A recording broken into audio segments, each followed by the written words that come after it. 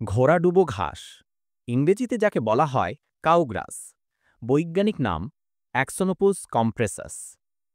এই ঘাস খুব দ্রুত মাটির সঙ্গে ছড়িয়ে পড়ে, ঘন সবুজ কার্পেটের মতো আবরণ তৈরি করে।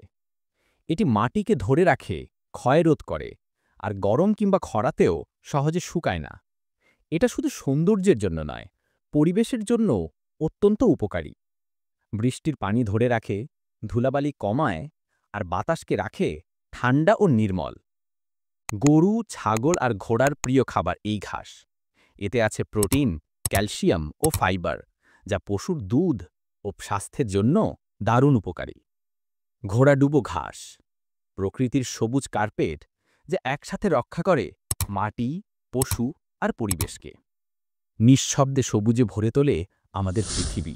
এরকম আরও তথ্যভিত্তিক ভিডিও পেতে উৎসাহ টেলিভিশনের সাথেই থাকুন। ধন্যবাদ।